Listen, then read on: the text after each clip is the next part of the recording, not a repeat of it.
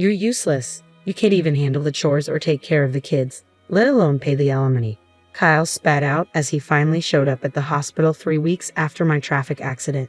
His harsh words cut through me as I lay there in the hospital bed, hoping he had come out of concern. Instead, he proved to be a disappointment. I sighed deeply. To be honest, I had already been considering a divorce. I didn't expect Kyle to bring it up now, but I guess I should be thankful. It saved us both some trouble. Fine, I agreed quickly, which surprised Kyle. Little did he know, I was already one step ahead. I wanted to tell him that I knew what he was planning and that I was silently laughing at him in my head. My name is Sarah. I'm a 40-year-old housewife living with my husband, Kyle, and our 7-year-old daughter, Lisa. Kyle and I met during a group blind date and got married when I was 30. He was easy to talk to, and eventually, I fell for him. Kyle was charming and the most handsome man at the table when we first met. When he expressed his interest in me, I felt flattered and proud. Kyle was incredibly romantic in our early days. He would surprise me with dessert plates and bouquets at fancy restaurants for my birthdays, take me on trips for our anniversaries, and write heartfelt letters at just the right moments. I felt so lucky to have him and eagerly accepted his marriage proposal, imagining a life full of surprises and excitement even after marriage. But once we were married, things took a turn. "Hey Sarah, my dinner isn't ready yet. I've been working all day, and you can't even have dinner prepared when I get back. You're so lazy." Once married life began, he started demanding like he was the master of the house and I was supposed to be his caretaker. At first, I was shocked by the change in him. I thought he was just joking. When we were dating, we used to laugh at each other's silly jokes. We imagined a sweet newlywed life where we called each other by cute nicknames and stayed lovey-dovey even after having kids. But it turned out he wasn't joking at all. He treated me like a servant, or something even worse. At first, I would laugh it off, thinking he was joking. But gradually I realized he was serious. He really saw me as his caretaker, and that was frightening. After we got married, I had to quit my job, and we depended on the money Kyle earned. I was scared that if I didn't do as he said, he might cut me off financially, so I felt trapped. Honestly, Kyle's income wasn't great. I was making more when I was working. Kyle only finished high school and jumped from one job to another. His unstable work history continued, quitting jobs every year or two. It seemed Kyle felt insecure about his background and took out his frustrations on me. "I'm sorry I got delayed with some errands," I told him once. "Don't make excuses, just hurry up and make it," Kyle replied, sitting down with a cold beer. This had become a common scene, but each time it happened, it chipped away at the person I used to be. I sighed and started cooking. My marriage made me miserable, but I managed to get by. The following year, our daughter Lisa was born, and my days became a series of struggles. As expected, Kyle didn't help much with Lisa. However, he would spoil her by buying her any candy or toy she wanted. I tried to raise Lisa properly, scolding her when needed, which made her cling to Kyle even more. "Lisa, you like Daddy, don't you?" Kyle asked her once. "Yeah, Daddy is cool. I love Daddy," Lisa replied. "I knew it, I'm super dad," Kyle said, looking at me smugly. It was frustrating, but I couldn't help feeling glad that Lisa loved her father. I just sighed again. Despite his spoiling her, Kyle never attended any of Lisa's kindergarten events like sports festivals or recitals. "You know there's a parent-child race at Lisa's sports festival. Could you participate?" I asked him. "Huh? Why me? You're free that day. You do it," he responded. "I'm busy with work every day, but the sports festival could be a great time for us to bond as parents. It's on a holiday, so you won't have to work," I said. "Shut up. We're already close enough. Maybe you should work on your relationship with Lisa. She thinks you're mean, you know. You might want to fix that," Kyle said, laughing as he left for work. He called himself Super Dad, yet he never showed up to school events. I was worried that Kyle's habit of being easy on himself but hard on others might influence Lisa. He continued to leave all the housework and childcare to me and was lazy at home. Now Lisa is 5 years old and ready to start elementary school, but Kyle was still jumping from job to job. He had just quit his factory job last month and moved to a food and beverage company. "I'll be working weekends at my new job since it's in the food industry," he said. "Looks like we'll hardly see each other then," I replied. "Can't be helped, it's work," he said. Honestly, I was relieved because I knew that with Kyle gone, my days would be a bit easier. I was tired of Kyle ordering me around on weekends. Now, I wouldn't have to be nagged by him to clean the floor or serve meals quickly. However, with Kyle out on weekends, Lisa would be sad. It's better for kids to spend holidays with the whole family. I have work, so please let Lisa know, Kyle said. I couldn't really argue with Kyle since he was the one bringing in the money. Reluctantly, I went to tell Lisa. I'm sorry, but Daddy won't be able to go out with you on his day off, I said, expecting her to be upset. I told her with a frown, but contrary to my expectations, Lisa seemed unconcerned. It's okay. If you're okay with it, then it's fine. You know he's not going to be here on all weekends, right? Daddy has been smelling strange lately, she said. A strange smell? I asked, puzzled. Lisa nodded and went back to her room. What on earth was she talking about? I'd been so busy with housework and taking care of our child that I hadn't noticed much about Kyle lately. Our marriage was not like it used to be, and I tried to avoid being around Kyle to keep things calm.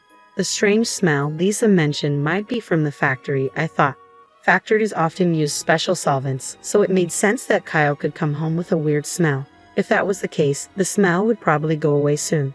Kids are really honest, which is what makes them so endearing. Despite what he said, Kyle started leaving the house early in the morning even on his days off, which was odd. He also left every weekday. If he was working weekends, he should have a day off during the week. He left without saying anything to me, so I couldn't tell if he was going to work or not. I became curious about what he was doing, leaving so early even on his days off. One day, I decided to follow him. I asked Kyle, "You seem to be going out every day off. What are you doing?" Kyle looked confused for a moment, then answered in an annoyed tone while scratching his head, "I'm working. I go to work voluntarily." "Really? But you should take care of yourself, or your body won't hold up," I replied. "Shut up. Don't complain about my job," Kyle snapped back. I didn't understand why he got so angry when he often complained about my housework and child rearing. I didn't believe what Kyle said. There's no way he, who usually avoids trouble, would go to work voluntarily on his days off. I knew this from watching him closely over the years. If he was that passionate about work, he would have stayed at his previous job longer. I also started paying attention to the strange smell that Lisa mentioned. Indeed, Kyle came home with a sweet, strong fragrance. This strange smell was not from the factory. Why hadn't I noticed this before? I blamed myself for being so naive and vowed not to make the same mistake again. From then on, I decided to watch Kyle more carefully, especially on weekdays when he said he was going to work. He seemed to wake up an hour earlier than usual and took extra care grooming himself. He appeared to be in a good mood on those days, which vary from week to week, sometimes on a Monday, sometimes on a Thursday. But it was clear that Kyle was happy on those days. One day, when he left the house, I went into his room to look for any clues. I felt like a detective searching the house. Since I always cleaned Kyle's room, I knew it well and didn't feel bad about snooping around. If Kyle had hidden anything, it would be in a place not easily seen. I searched carefully under the desk and bed. Finally, hidden in a candy tin in the closet, I found a bunch of letters. What were these? All the letters were from the same person named Patricia. They had been sent through the mail. The oldest letter was from 4 months ago, and the newest was from yesterday. As I read the letters, I saw phrases like, "I regretted when we broke up, but now I really love you, and I want to go back to the time when I was with you." It sounded like something a lovesick teenager would say. At first, I thought maybe Kyle's ex-girlfriend was sending these letters on her own, but then I read a line that worried me. "I'm glad you like me again. I'm looking forward to our next date." This was from last week. It looked like Kyle was seeing this Patricia. Today, he was definitely up to something. I took photos of the letters with my smartphone as evidence. I thought about taking the letters, but I didn't want to make Kyle suspicious. Even with these letters, I felt I didn't have enough proof. After thinking it over, I decided to hire a private investigator to check on Kyle. 3 weeks later, the investigator gave me the results. He quickly brought photos of Kyle and Patricia close together in the park at night, and even a recording of them saying, "I love you" to each other. I accepted the facts calmly. With solid proof in hand, I went to the municipal office and came back with a divorce form. Now that I knew Kyle was cheating, I had no reason to stay with him. I planned to confront him with the divorce papers the next time something happened. I returned home and let out a deep sigh. I was acting resolute, but honestly, I was heartbroken. I was upset with myself for having married someone as careless as Kyle.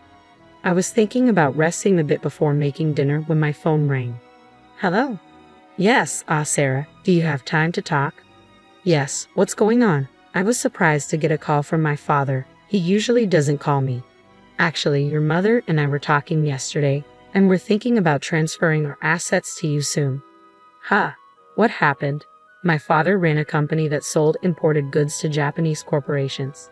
I was the daughter of a big company president, but I never told Kyle about this. I thought it would make me sound boastful, especially since Kyle jumped from one job to another. We're getting old and thinking about retiring. We thought about keeping the company going but didn't want to push it onto you, our only daughter, so we've decided to step back. I see. I felt guilty about not taking over the company, but my parents respected my decision and had planned for the future. I was deeply touched by their thoughtfulness. We're thinking of handing over our assets to you. Our total wealth is $17 million, but we're fine with just $3 million. We've decided to give you the remaining $15 million. $15 million? I was shocked. That was more money than I could ever imagine earning in my lifetime. Yes, there will probably be inheritance tax, but you'll still have plenty left. You won't have to worry about living expenses for the rest of your life, Dad said. Thank you. I expressed my deepest gratitude to my father and mother and hung up. Soon, $17 million would be coming my way. With that money, I wouldn't have any worries, even if I divorced Kyle. No offense to him, but he probably couldn't earn that much. I felt relieved and was in a daze for a while.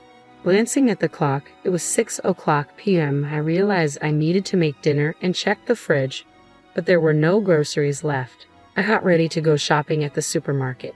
My heart was light, but I also felt a sense of urgency that Kyle might come home soon.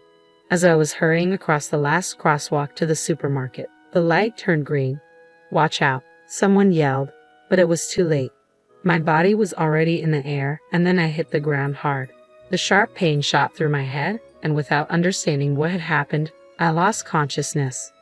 When I woke up, I was lying on a hospital bed. The first thing I saw when I opened my eyes were my parents and Lisa. Sarah, thank goodness, Mom said. Lisa was crying next to me. I gently stroked her head. You were hit by a car and broke both legs. They say it will take 5 months to fully recover. I felt dizzy thinking about being out of action for so long. From that day on, I was stuck in a wheelchair. Although the nurses took care of me, I felt frustrated and annoyed because I couldn't use my legs. During my stay in the hospital, my parents and friends visited me. My parents were now taking care of Lisa, since Kyle was always at work. I thought that was better for her. I was glad everyone visited, but Kyle never came. I started to doubt his care, thinking, aren't we husband and wife? However, 1 week after I was hospitalized, Kyle finally showed up. Hey, feeling good? Kyle asked sarcastically. Yeah, man, it's a mess at home without me, I replied lightly. Kyle always complained about my housework. As soon as he spoke, showing no empathy, I sighed. I had thought he would be at least a little worried about me. What can I do? I was in a car accident. I snapped back when Kyle looked at me with disdain and said, You're useless if you can't do housework or take care of the child. That's the worst. And you should pay alimony. He said such horrible things to his hospitalized wife. Initially, I had hoped Kyle came to visit out of concern, but he was still disappointing. I sighed deeply. Honestly, I have been thinking about getting a divorce myself. I hadn't expected Kyle to bring up divorce today, but it saved me the trouble of arguing. Sure, I said, and Kyle looked surprised when I agreed. Unfortunately, I know what you're up to, I wanted to say, laughing inside. Instead, I pulled out a filled-in divorce form from a bag my mother had brought and held it in front of Kyle's face. You already had this. Kyle was briefly confused, his eyes wide, but then he took the divorce notice from me and filled in his name and address right there. I felt relieved, knowing I wouldn't have to see Kyle's face ever again. I wanted to tell him the feeling was mutual, but I just watched him leave silently. Probably Kyle will remarry Patricia after the divorce. I don't know what kind of woman Patricia is, but it's sad to think she's going to marry someone as controlling and unpleasant as Kyle. I thought to myself. I felt a bit guilty about Lisa, but deciding to leave was something I had thought about for a long time. I promised myself I would take good care of Lisa. A month after Kyle left, my life was peaceful. The time without my husband nagging me felt like heaven. I was released from the hospital and started physical therapy. I decided to stay at my parents' house until my leg healed. My parents were angry at Kyle when they learned about the divorce, but they stopped pressing the issue when I told them I wanted to forget about him. Lisa doesn't seem lonely even without her father around and is going to elementary school happily, I observed. In the end, Lisa also noticed Kyle's domineering behavior and probably didn't see him as a father anymore. I was convinced that divorcing Kyle was the right decision, but one afternoon I got a call on my mobile phone. I ignored it when I saw Kyle's name, but the phone kept ringing nonstop. Eventually, I answered the call. "Hey Sarah, when are you coming back?" Kyle's words made no sense to me, and he sounded like he was about to start yelling. "What do you mean coming back? You're married to Patricia, didn't you?" I replied. When I mentioned Patricia's name, Kyle sounded surprised and exclaimed, "How do you know that? Did you think I didn't know you cheated? That's why I asked for alimony." "Yes, that's right, but alimony and child support, I can't pay that. Why do I have to pay alimony anyway? You, who never did the housework, should be the one to pay," Kyle argued. I was shocked to hear Kyle's argument. I had requested alimony and child support through a lawyer, but he hadn't paid yet. I knew Kyle didn't have a lot of money, but he should find a way to pay. Yet here he was saying something ridiculous like I should be the one to pay alimony. "I gathered evidence of your affair through a detective agency. The lawyer has seen it." It seems Kyle had already seen the evidence from the detective agency. That would make things easier, but him calling me was ridiculous. "I wanted a divorce even before I found out about the affair because you never helped with housework or childcare, and you complained all the time. I'm not your housekeeper, you know. But it's good you're married now. You have someone else to look after you. But here's the thing. Patricia can't do housework. Before we got married, she said, leave everything to me. But once we got married, her cooking is terrible, and she doesn't clean. I would have been better off with you. Marry me again. After all, you don't have any money, right? Lisa liked me too, didn't she?" Kyle said, which annoyed me. "What are you talking about? You divorced me and remarried. You're her partner, not my responsibility. And sorry to say, Lisa doesn't like you. And I have money. Don't lie to me. There's no way you have money. You were a housewife. You can't live without me." I had no intentions of telling Kyle about the fortune I inherited from my parents, but faced with his aggressive attitude, I had no choice but to reveal it. My parents are CEOs. Recently, I inherited their assets. It's around $52 million in total, so I can live without working for the rest of my life, I calmly stated over the phone, picturing Kyle's stunned reaction on the other end. "You're lying. There's no way you have such a huge amount of money," Kyle retorted skeptically. "It's true. If you want, I can have my parents tell you," I replied, sensing Kyle's disbelief beginning to waver. With that, Kyle finally seemed to believe my words and fell silent. Then he exploded, "If it's true, why didn't you tell me?" "Well, I wanted to tell you, but I knew about your affair and I had already formed a low opinion of you.